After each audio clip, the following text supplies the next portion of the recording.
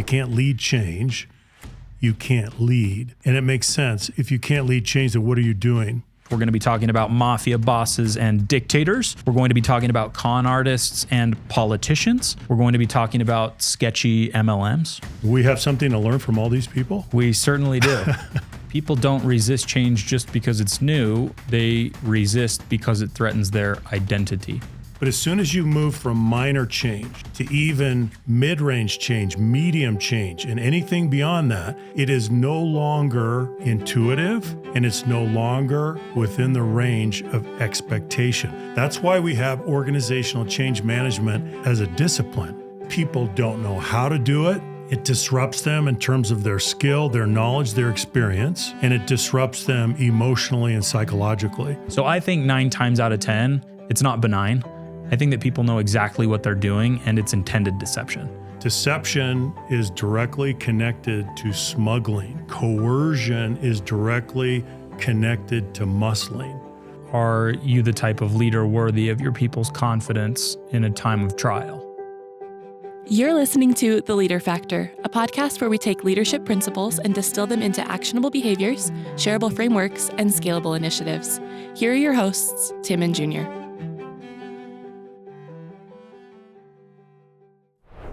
Hey everybody, it's Junior. Hope you enjoyed today's episode. Everything we covered today is going to be put together in a nice downloadable available for you in the show notes and at leaderfactor.com. Make sure to go and download it.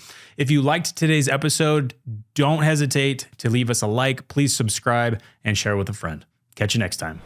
If I have to get alcohol into a speakeasy during Prohibition, I have 2 options. I can muscle it in through coercion and force, or I can smuggle it in through manipulation and deception. Welcome back, everyone, to The Leader Factor. I'm Junior, back with my co-host, Dr. Tim Clark. And today we're going to be talking about the failure patterns of change management. Ooh, I love this topic. Me too. And the toolkit that leaders use to manage change. We're going to be talking about mafia bosses and dictators. We're going to be talking about con artists and politicians. We're going to be talking about sketchy MLMs. We have something to learn from all these people? We certainly do. And we don't often look at them when we're talking about leadership aspiration. That's true. We probably should. They have some things to tell us. Yeah. They have a toolkit, and many of them are effective in deploying that toolkit. Some achieve great short-term results, some great long-term results, some with ethics, some without ethics. Yeah, so we do need to pay attention. We need to pay attention. There's something to be learned for all of us as we look more broadly at influence, not just Fortune 1000 leadership. I think, Junior, anytime you find an organization that's adaptable over time, you need to pay attention. And some of those organizations that you just mentioned have shown that adaptability, so they do have something to teach us. They do. Are there any non-obvious places that you look for leadership lessons? Do you know what? I had this thought. I was thinking about that because I saw your question. Last year, my wife and I, we were in Europe and we went on a bike trip in Amsterdam. And we got our bikes and we were in a little group, probably like 15 of us. And we had this woman that led the group and she took us north of the city into these little towns. And I watched her leadership all day. We had a crash. We had unforeseen events. We had all kinds of things happen. And she was an incredible leader. And I've just been reflecting on her ability to lead in a dynamic environment and her change management skills that she exhibited. So there's one for you. But she doesn't lead a big organization. No, it doesn't matter. She was demonstrating the skills, the ability to respond real time, the ability to connect with people, the ability to use to collaborate. It was pretty amazing. Oh, that's cool. Very cool. I will add comic books to the list. Comic books. A lot you can learn about leadership from comics. Maybe that's another episode. I can't wait to hear. We should bring some comic books in and we should do a leadership deep dive another time. So the premise of today's conversation is that organizations have to change. We're in a highly dynamic environment and organizations have always had to change, but they need to change with greater pace today because the dynamic environment is different than it was 100 years ago. Yeah. So you managed through big change over the course of your career. I've seen it at scale with our clients. I've seen local changes in our own organization. And so it's been interesting to see the toolkit that you wrote about in Epic Change so many years ago applied to the clients that we have, applied to our own organization. And we're going to take a few of those concepts today and some stuff that's net new. So, Tim, more than half of the Fortune 500 today are not going to be there in the next 10 years. Did you know that? That's amazing to think about. It keeps shortening. I feel like every time I look at the shelf life of a Fortune 500 slot, it goes down and down and down. It used to be that if you got in, you're probably going to stay in for a lifetime. Right. And now that's no longer the case. If we look at the spectrum of influence, this slide, this is where a lot of this content comes from. We've talked about this before. The two axes are intent and influence. Intent over here on the y-axis, influence over here. And don't look at it as just a grid with axes because mathematically you'll get hung up. But intent high up here, and influence lives right here in the middle, in between covert and overt influence. Over here on the covert side, we have manipulation, which uses deception. Over on the other side, look, I'm already making too many notes. I know, production crew. Coercion, we have force, unhealthy influence. So they're unhealthy on both sides. On the unhealthy side, we have Charles Ponzi. On the right-hand side, we have Al Capone. Yeah. And hopefully we can land somewhere in the middle. But looking at the toolkit of those two is an interesting thing to do. So we're going to look specifically at the failure patterns. Anything you want to call out about the spectrum of influence before we dig into it? The failure patterns are on both sides. I think it goes to the heart of what change management or change leadership is as an applied discipline. One of the things that we like to say, Junior, is that the ability to lead change is a gateway competency in the 21st century. If you can't lead change, you can't lead. So think about that. If you can't lead change, you can't lead. And it makes sense. If you can't lead change, then what are you doing? Managing the status quo? But that's not leadership, that's management. Right now you're a caretaker. And so by definition, leading change means, or leadership means leading change. And that means that you're using influence, not coercion or manipulation, because you're not going to be able to sustain the effort, as we're going to see as we get through, as we talk about several examples. So if we zoom out and we ask ourselves, why is change so hard? I have a couple ideas. The first is that people don't resist change just because it's new. They resist because it threatens their identity. I've been thinking about this point a little bit. I don't think it is so much because that something's new. People do new things all the time that would be advantageous to them. They see something, maybe this will make me happy, maybe this will bring some satisfaction. I'll do a new thing. That's no problem at all. But they resist when it changes their identity if it's not their choice. And this gets into the muscling and the smuggling. You and I were talking off air about the fact that that might be the reason that people buck against change, is it's imposed.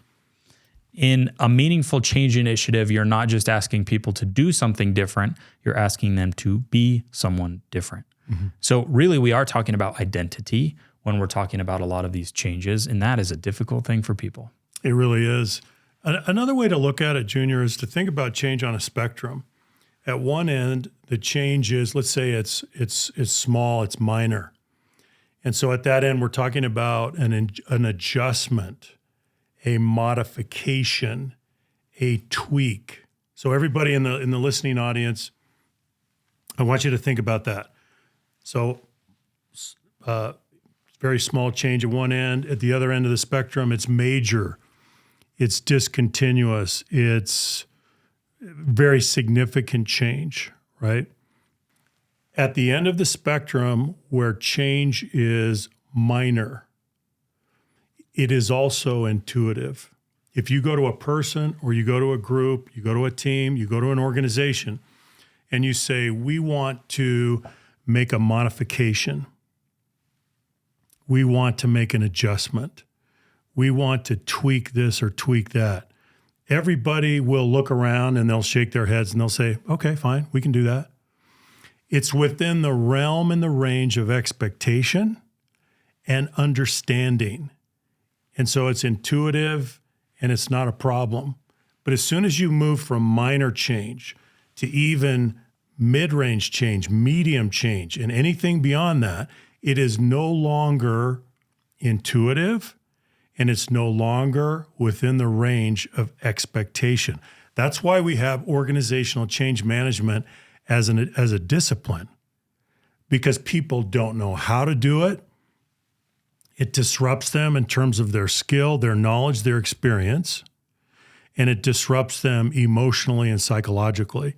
So anything beyond a minor change is outside, again, of the realm of normal expectation and understanding and skill. That's why we're here. That's why we're talking about this. So let's assume that we have a change to be made and we've moved past minor. It's now moderate to major change. Yes. And I'm a management villain. I have two options. The first in my toolkit is to smuggle. Right. So smuggle the change in this slide, hide it and hope for the best. When I first pulled up this slide, I thought I needed to wait for it to render. No, it turns out it's design. Smuggle the change, hide it, and hope for the best. This is an attempt to introduce a change initiative without being transparent, Right. without being visible, forthcoming. We are intending to deceive. We throw it out there and we hope for the best. Jillian and I were talking. She's like, what's an example of this? I'm like, well, you just change the vacation policy in the employee handbook and don't tell anybody, right? There you go. The options will become increasingly apparent as your management tenure increases, right? You'll see opportunity to do this everywhere, especially now that we've called it out and we've given it a name, right? This is called smuggling change. Yeah. Tell me more about smuggling change. It's a natural tendency. Why, if you're a leader and you have responsibility to implement some kind of a change, why is there a natural impulse or a natural tendency to try to downplay a change, do it in a corner, kind of like a covert action? Why are you trying to do that? Because you're trying to reduce or remove or eliminate potential resistance and opposition. You assume that the change would cause alarm. That's right. Lots of resistance. And so you go in and you really misrepresent what it is. Now, you're well-intentioned, right? You're not malicious. Maybe. Yeah, I would say most of the time. Sure. Right? You're not malicious, but you're taking some liberties in misinterpreting and misframing what it is. But the malintentioned or the ill-intentioned leader would say that they are well-intentioned. I know. Oh, well, yeah, I guess so. That's how you hide it. So, yeah. They would say, I'm just taking some liberties. Yes. I'm going to give you an example. Several years ago, I worked with a big media company, a news organization, and they had television news, they had a newspaper, they had a website, they had every news outlet that you could have, and there were changes in the industry, and they needed to reduce costs. They could see what was happening in the internet age with digital media. And so they began the process of cutting costs. And one of the things that they did is they went to all of their journalists. Now think about the different journalists that they had. So they had journalists that worked in print journalism, right? Photographers. They had reporters. They subdivided their reporters. Some did daily news. Some did long-form journalism. and they wrote these big, long articles on big issues. Then they had radio. I forgot to even mention radio. They had radio news. Big radio presence. Yeah. Big radio presence. Then they had television news. They had anchors. They had co-anchors. So they have all these journalists. And they say, well, our industry's changing. It's consolidating. Print journalism is going away to a large extent. We've got to reduce costs. The entire cost structure of our organization needs to change. And so we're just gonna make a little tweak here, and journalists are going to become multi-platform journalists. So you are going to cross-train so that you can do it all.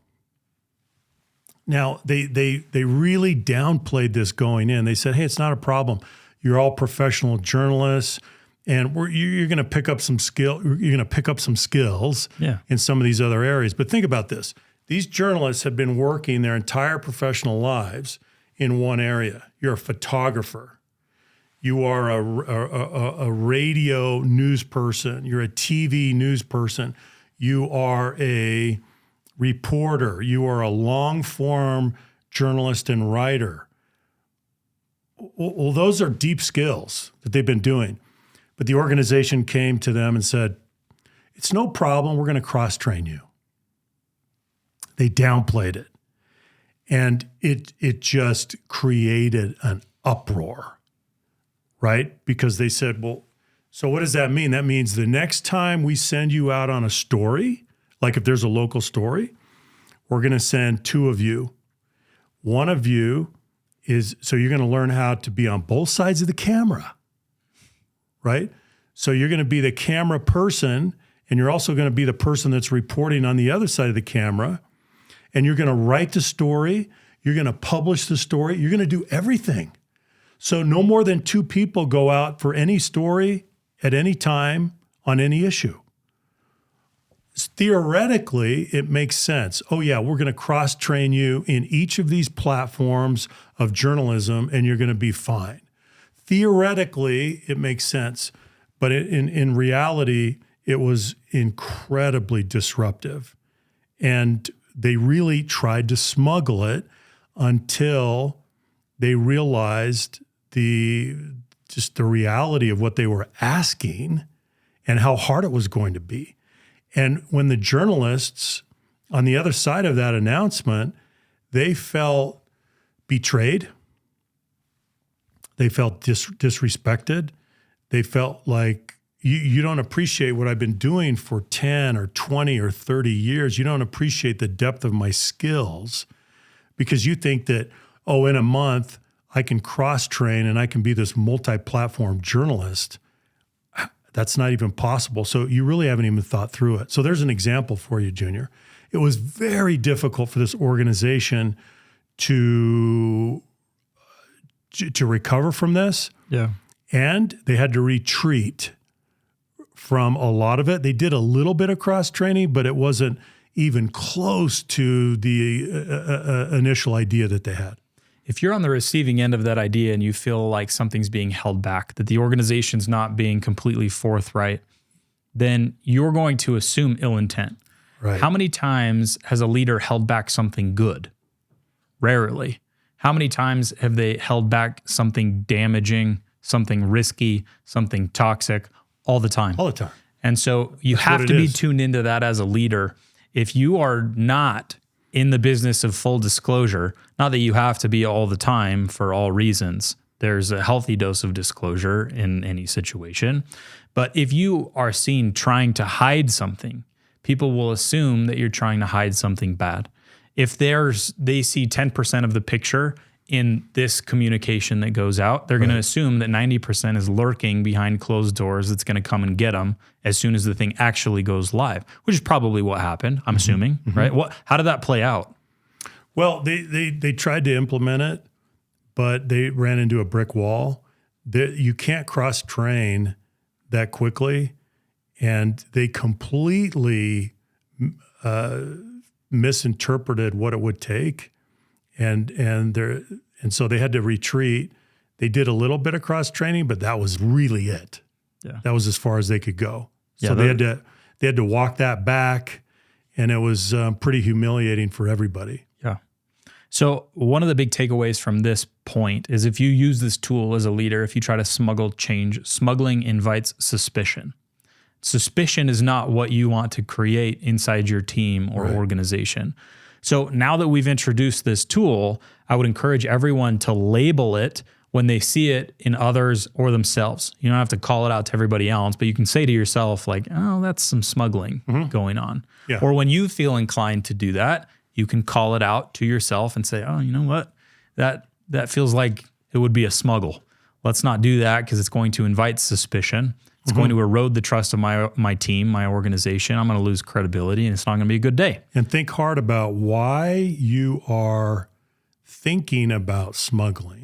Yeah. What is your incentive? What is your motivation? What are you trying to avoid? What part of the reality of the initiative or the change initiative are you worried about? If it's well-intentioned, then I would say that it's fear, right? And maybe it's also fear if it's not well-intentioned. But if you have the best interest of your people at heart and you feel an inclination to smuggle, you're probably scared of the confrontation. You're probably scared of the conversation. And when you feel that, that's immediately when you have to go have the conversation. You turn around, you don't run away from the thing, you run toward it, you attack it head on, and you have a reasonable discussion with your people. And we're going to talk about how to do that later in the episode. We have some practical tips. One last thing with smuggling. Smuggling, if you go straight to smuggling, almost by definition, it means that you did not take the opportunity to solicit feedback, advice, and input from your people who will be affected by this. You came to a conclusion most of the time unilaterally or with a little bit of due diligence, but not a full-blown analysis of what you're trying to do. So you skip that. Yeah. And you proceed to try to implement the change, right? You did not go to the people and get the advice and counsel that you needed from them. So so the smuggling tempts you to avoid soliciting feedback. Yeah. And maybe I'm a little bit more cynical. I won't give as much grace on this topic, but if you're smuggling, you know it. If you're in a position to smuggle, you're smart enough to get to that position, which means you're smart enough to know that you're smuggling. So I think 9 times out of 10, it's not benign. I think that people know exactly what they're doing and it's intended deception. It may not be super dangerous. It may not be violent, but I don't think that it's well-intentioned. Okay, let's go to the second tool. So as we talked about at the very beginning, if you got to get something into the speakeasy, you can do it through manipulation. And that's the smuggling we talked about. Or you can use this, the fist, brute force, coercion. And we call this muscling change. And it's a failure pattern of many leaders. It's also a very effective tool of mafia bosses, depending on the timeline you're working. Yeah, it's really true. So tell me about muscling. Have you seen this? How did you come to this conclusion This was the other failure pattern, the other tool? Right? So if you go back to that spectrum of influence, Junior, deception is directly connected to smuggling. Coercion is directly connected to muscling. Muscling means that we're going to press people into service. We're going to force it through. And now there are times when you have to do this. Let me mention a couple. When you have an issue related to safety or security or compliance, and you don't have a say, right? There are certain things that we have to do, and there's no argument. And so we have to go do that. But we can be transparent about that and we can explain why. And everybody understands that there are issues that fall into those categories: safety, security, compliance. But outside of that, if you're muscling, it's a massive liability to the organization. I'll give you an example from my own experience. Years ago, I ran a consulting firm based in San Francisco. And we then merged with another consulting firm based in Boston. It was my job to lead the merger integration process and put the new organization together and get everything going. Well, just so happened that both organizations were losing money. They were hemorrhaging pretty badly. And so the first order of business was, among other things, is we needed to reduce costs. And we needed to act with urgency. We needed to act swiftly. And so we went in, and when I say we, I mean the executive team. We looked at the cost structure. We looked at everything. We started trimming. We tightened our belts. It was a full-out austerity effort to reduce costs wherever we could. In some cases, we made unilateral decisions without consulting the people closest to the issue. And I still remember I made some mistakes in muscling through. We had this incredible urgency to kind of right the ship and cut the losses and see if we could get back into positive cash flow. And so we were acting with great urgency, but we made some mistakes. I personally made some mistakes in muscling some things, in restructuring some of the departments, in changing some of the roles, in changing some of the processes. I made some mistakes in the fact that I was muscling, and I didn't take the time, and it didn't need to take a lot of time, but I didn't take the necessary time to let people weigh in and give their analysis and give their input, because we were moving so fast, and I thought I was justified in everything that I was doing, but I wasn't. If you needed to get into the black and there was that much urgency, do you think that gathering the feedback would have changed the what of the situation at all? Or do you think it was just a difference in how? I think it would have changed it a little bit.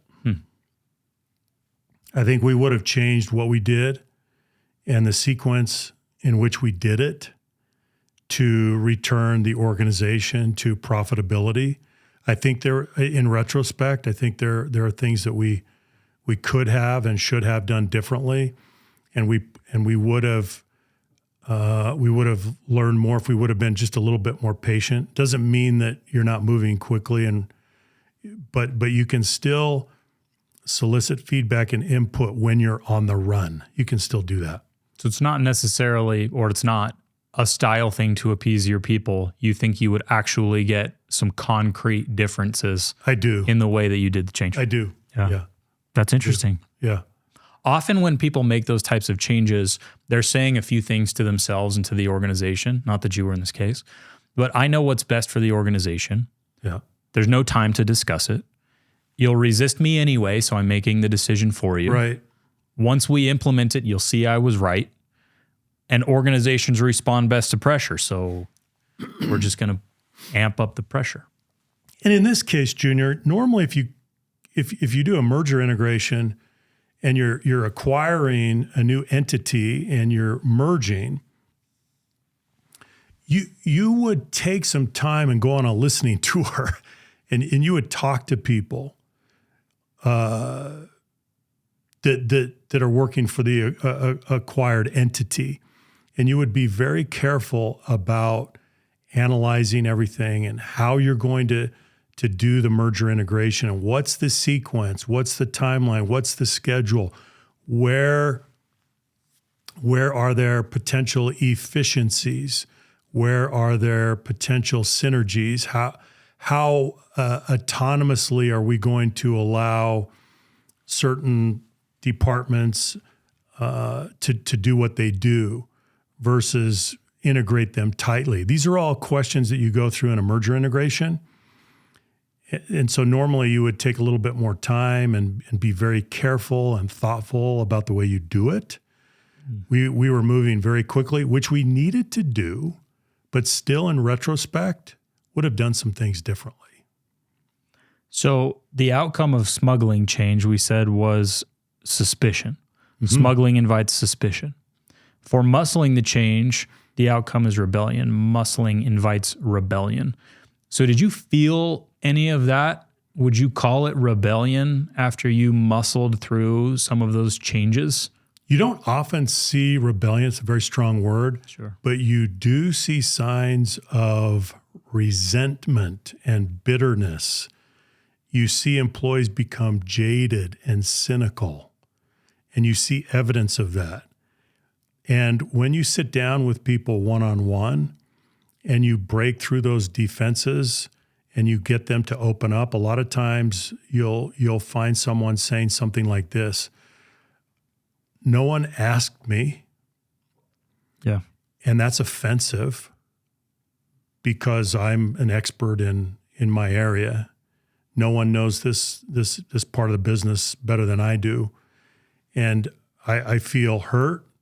I feel betrayed. I feel offended because why wasn't I enlisted in this effort much, much more? So you can see how that happens. Well, and then that energy doesn't go nowhere. It creates black markets. Yes. And that's another thing that I would add to the idea that muscling creates rebellion. Muscling also creates black markets. That's very true. So whatever you're trying to snuff out, whatever you're trying to move, whatever you're trying to alter, usually ends up rearing its ugly head somewhere else. Yes. If you're going to outlaw a certain application, right? We don't use Slack for whatever reason. Like WhatsApp's going to be used the very next day and people are going to work around it if they're not committed to the change, if they're being forced and compelled into change, then they're going to find the next best option. Right. And so it doesn't solve the problem necessarily, even though it may appear to in the short term. You have water cooler chatter and you have things that pop up in other areas. That's true. It goes underground. The opposition, the resistance, it doesn't just dissipate in a day or a week or a month and sometimes even a year. Junior, I remember when I was in the steel industry and I was a plant manager, and people were still nursing the wrongs that they felt had been committed against them years earlier in certain initiatives and changes that were made to them, not with them. And they have long memories. Yeah. And it's incredible how those things linger, and it affects productivity, it affects attitude, it affects a willingness to collaborate, it affects a willingness to put forward an idea, right? It's incredible what it does to the culture. Yeah. It's not short term. No, teams do have long memory, and that's often what they remember most about a leader is the way that they handled a specific change, for better or worse. Right. Often for worse. So let's get into the solution side. We've talked a lot about the problems. So to recap, we've talked about the two failure patterns. Smuggling invites suspicion. Muscling creates rebellion. Those two things can be effective in the short term. If you're a con artist or a mafia boss, if you aspire to be a great leader, you can't use those tools. You got to find something different. And we talked about influence in the spectrum of influence in that original chart. And there are some other practical things that we can do to increase our success rate. And it all leans on this principle here, which is the difference between compliance and commitment. Those two failure patterns will get you compliance in the short term. What is compliance? It's someone's hands, right? They'll do the thing begrudgingly. And maybe you get a certain percentage even of their hands. Commitment also enlists the head and the heart. Those two things you can't be compelled, there you go, I do speak English, to do. You can't be compelled to give your mind and your heart. You can't. you can be compelled to give your hands, but even then, that's a stretch. So really, you are in charge at the end of the day of those three things. You have to give them of your own free will. And an organization, a leader, can persuade that out of you. They can coax that out of you. They can influence that out of you. And that's where change management becomes an art, is enlisting those three things from people. I think to sustain, think about this, to sustain high performance in any organization, whether it's a small team or a larger organization, you need to find a way to persuade people to release their discretionary effort. That's commitment. As you said, Junior, compliance is, okay, you got my hands, but I'm doing it from a standpoint of compliance. I'm complying, but I'm not giving you my full ingenuity. I'm not giving you my full critical thinking. I'm not giving you full capacity for both execution and innovation, which comes with commitment. And so if we put this team or this organization on a compliance track through muscling or smuggling, I go back to how people feel. You're more paternalistic. If you're not malicious, at best you're paternalistic, and it's offensive to people. And I underscore that point because they're saying, well, why am I here? Right? I'm not here to just follow instructions, even though we do. We have procedures and we have policies and we do what we do. But I'm here to make things better. I understand how to do that.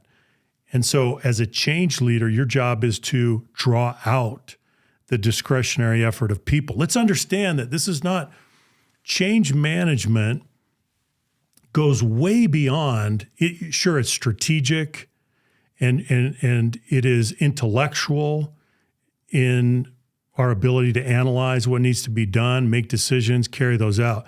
But let's understand that change management is deeply psychological and emotional. To be a great change leader, you are also a grief counselor, helping people mourn the loss of the current state. That's so not overstated. And you are a triage nurse, and you're helping people. What do we do in change management? We go from current state to future state, and we're leading them on this journey from current state to future state. And during that transition, we are not in a state of equilibrium. We're in transition. There's no stasis. What do you hang on to during transition? A lot of times people attach to the status quo, right? They make attachments to the status quo, and that's a source of stability for them. But when the status quo goes away, what do they attach to? They can't attach to the status quo. I can tell you what they should be attaching to. They should be attaching to the vision of the organization, the strategy of the organization, and the integrity and the capability of you as the leader. You are the repository of their fears during transition because the status quo is no longer here. And yet we haven't got to the future state yet. So it shines a light on the role of the change leader and how critical the change leader is. So in that context, if you are the repository of people's fears and you are the grief counselor and the triage nurse, think about how devastating it is for you to muscle or smuggle and the disrespect that they feel from those two approaches. I love that point.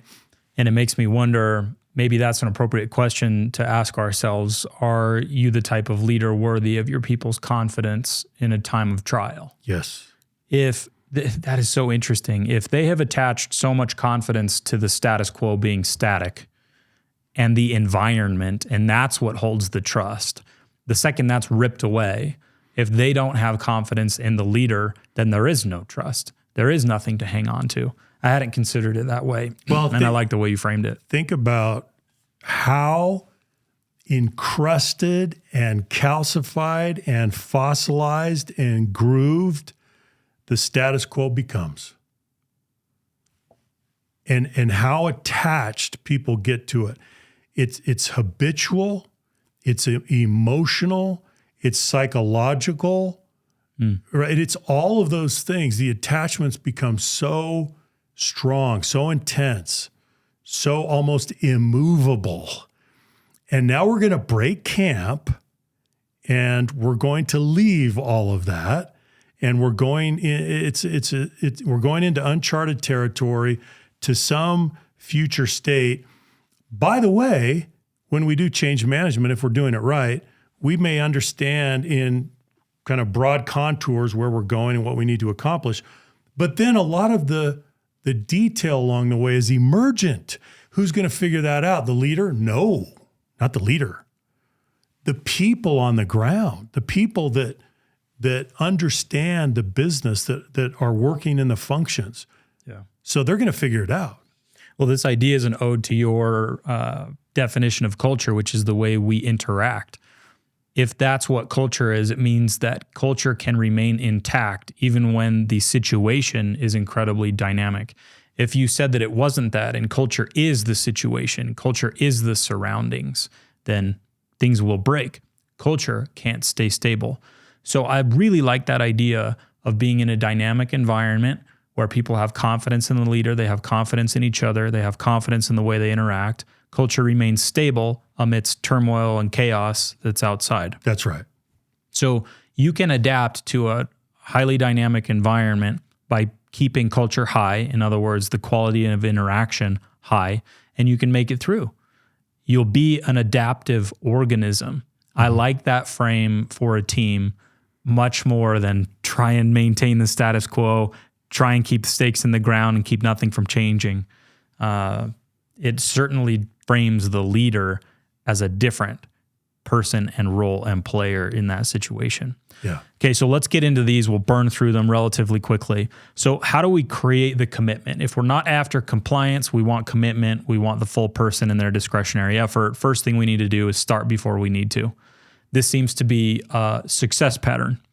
If someone sees the change on the horizon, they call it out and say, hey, it's on the horizon. We see it. It just crept up. We're paying attention to it. We're going to shed light on it. We're going to tell everybody about it, and we're going to work on it together. You may not even have anything to say about it.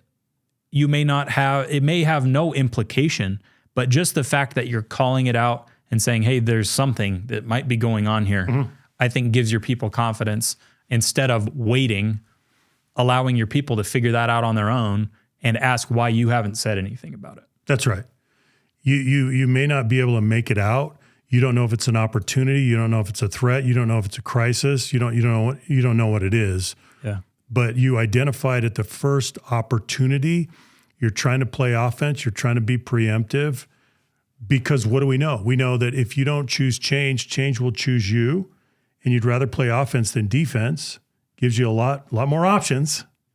And you want that change to feel like momentum, not shock.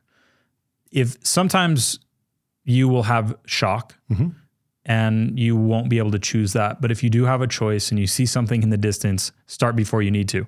Doesn't mean that you need to roll out the comms tomorrow, but it means that you need to start your comms plan tomorrow. That's right. Number 2, make your people co-conspirators in the change. I like that. I use that language on purpose because I like what it feels like. Co-conspirator means we're on the same team, and there's this element of mischievousness to it, which I kind of like. We're conspiring together, right, to figure out what we're going to do. And not I'm going to conspire for you or against you, but with you. I'm inviting you in. I'm telling you what I know about the foggy environment, and we're going to make sense of it together and come up with a plan. I love that.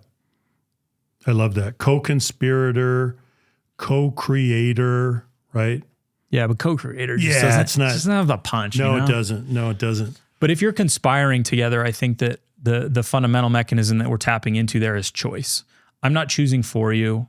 I'm not compelling you to do anything. I'm inviting you in and you're part of it. Right. You're part of the team. You have influence on where we go. Maybe you see something I don't, and I'm acknowledging that fact, which is why you're here. It's why you have a seat at the table, and we can make this out together. The only place where that's not appropriate, as you said, is when urgency is like it's pegged out and we need to do something now, right? Yesterday.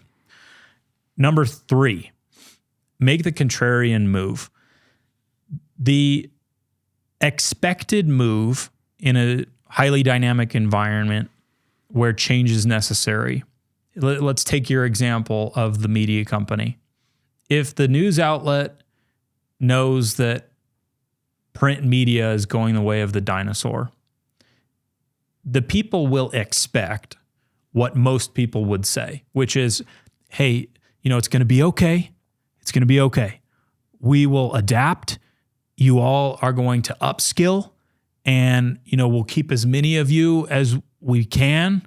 And I think we're going to make it through the other side, and we'll just develop as an organization. Everything's going to be okay, right? That's what people expect.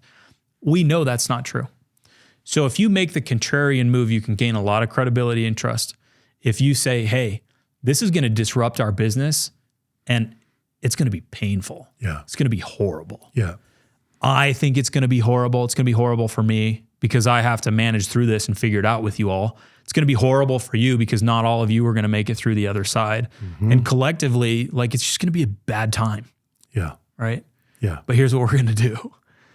I think that invites so much more trust and so much more, it's more authentic in just calling it as it is. And even overselling it the other way, right? Not just saying, it'll probably be problematic, but saying, no, it's going to be dire and it's going to be horrible. I'd go a step beyond that, Junior. And as I have worked with leaders on large scale organizational change initiatives over the years, I would go to them and I would say there are 3 things that are true, and you know it, and your people know it. And so you need to acknowledge these 3 things to your people. Number 1, you don't have all of the facts. Number 2, you cannot promise 0 loss. And number 3, you cannot eliminate all of the pain. Those 3 things are always true in every large-scale change effort. So let's be honest about those things. Let's acknowledge those things to the organization, and let's work with that understanding. That builds trust, even though, because we just know these things are true and we can't remove them. I love that. I'm gonna keep that one in mind. I'm gonna use it next time. We've got to make a change. Number 4, build a trust reservoir before you spend it. Trust, it's not built at the moment of change. We all know that. That should be obvious. But what's non-obvious is just how long it takes and how intentional you have to be to build that reservoir before you need to make a debit. Yes. People need to be able to hang on to you. As you said, you need to be the stable piece in the environment. That means a lot of things. That means that you have to have your own life in order. You have to have your own affairs in order as it relates to the business, as it relates to the change, so that you're not flung into space because of the change. People need to be able to see a track record and know going into that change, well, it's pretty windy, it's pretty stormy. Can I attach myself to this person, right? It's like that scene in the original Twister. It's the greatest show, where they're in the barn and the tornado's coming. I didn't see that one. They lash themselves to the horse post. It's so cool. So the tornado comes, It rips off the barn, and they're in the middle of the tornado, just anchored to these horse posts that you would tie a horse to. Yeah. Right? Makes me think that you need to be that horse post. That's right. For your people. The tornado's here, can they lash themselves to you or not? Because if they see that you're just another piece of the barn that's going to get taken with the storm, they don't want to attach themselves to you. What are they going to do? They're going to run the other way. That's right. And you've got people running all different directions, doing all sorts of things. It's dangerous for everybody and no one lives. What a metaphor. Right? So that, I think, maybe we'll just leave the metaphor as it is, because I think so much of what that means is implicit, hence the beauty of a metaphor. But that makes me think, right? What type of leader do I want to be? How stable do I want to be in chaos? Because that's when it really matters. People will vote when it really matters, and it really matters when it's dire. So, and every person gets the vote. Yeah. It's just the way it is. What do you think is, as we wrap up today, any final thoughts that you want to leave people with? As a leader, you are responsible for the adaptive capacity of your organization. And so much of that goes back to the way that you lead change. And you've got to avoid these failure patterns. Change is hard enough, and it's constant enough. And I just think it's so valuable to call these out, because we see these failure patterns again and again and again. Muscling on the one hand, smuggling on the other. And so I would just emphasize that, and then also, again, repeat the fact that if you can't lead change, you can't lead. Agreed. A couple things that I would leave you with. There are a lot of good principles we talked about today. One would be, if you can just avoid the failure patterns, you are going to be better at leading change than a vast majority of people. Yeah. So it's probably reasonable to expect that you remember muscling and smuggling. So just don't do that. You'll feel the pull to do that occasionally, and you probably have a tendency to use one of those tools more than the other. Use it less. Eventually, don't use it at all. And try to attach yourself to tools and build the skills that are healthy forms of influence, because that has a much longer shelf life, leaves a much better legacy, and lets you sleep at night. So with that, we will wrap up for today. We appreciate you listening. This has been Tim and Junior with The Leader Factor. We will catch you in the next episode. Bye-bye, everybody. Take care.